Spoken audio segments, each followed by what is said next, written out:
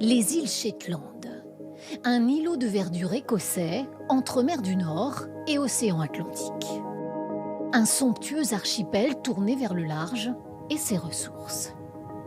450 marins-pêcheurs dont Clive Scott.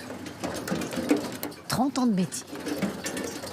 Le maquereau, il le pêche à la palangre. Une ligne et des hameçons plongés à l'horizontale au milieu des bancs de poissons. Aujourd'hui, la pêche est plutôt très bonne, mais il est inquiet. Ce poisson-là va probablement finir dans l'assiette d'un consommateur français.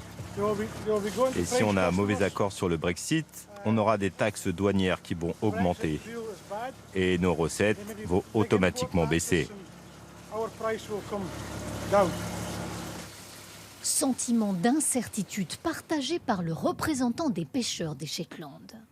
Carte à l'appui, il nous signale 6 bateaux étrangers, dont des Français. Ce jour-là, comme d'habitude, ils pêchent à quelques kilomètres seulement des côtes de l'archipel. La chose qui ne va pas, c'est que ces bateaux ont le droit d'être là. Et c'est ça qu'il faut changer. À l'avenir, ils espèrent que les bateaux des autres membres de l'Union ne viendront plus ou moins, ce qui leur laisserait plus de poissons. Et c'est pour cela qu'ils ont voté pour le Brexit. Notre richesse est sous les eaux. Et là, on va reprendre contrôle pour notre bénéfice, pour le bénéfice de cette communauté ici sur les îles. Mais leur destin se joue bien loin de Lerwick, capitale des Shetland. C'est à Bruxelles que se négocie en ce moment âprement le sort de ces hommes. Ce bateau appartient à la famille Trevor.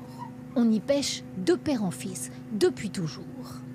Ils sont pour la sortie de l'Union, mais ils craignent maintenant d'être sacrifiés par leur propre gouvernement. En échange d'un accès au marché financier, les autorités britanniques laisseraient finalement les Européens pêcher dans leurs eaux territoriales. Voilà la décision dont j'ai peur pendant les derniers jours de négociations. Allez, finalement on laisse l'accès aux pêcheurs européens, pas de changement. J'espère que non, mais ça m'inquiète.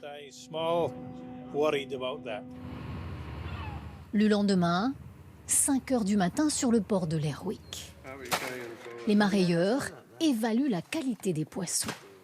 Ils seront vendus à la criée dans la matinée. Et là aussi, les cœurs sont lourds. Cette politique a détruit notre industrie, notre culture, nos vies dans les villages côtiers. Tout est parti parce qu'il fallait appliquer les mêmes règles à tous. Il ne fallait pas faire ça. En 3 décennies, la moitié des pêcheurs des îles Shetland a dû cesser de travailler. Tous accusent la politique des quotas décidée à Bruxelles.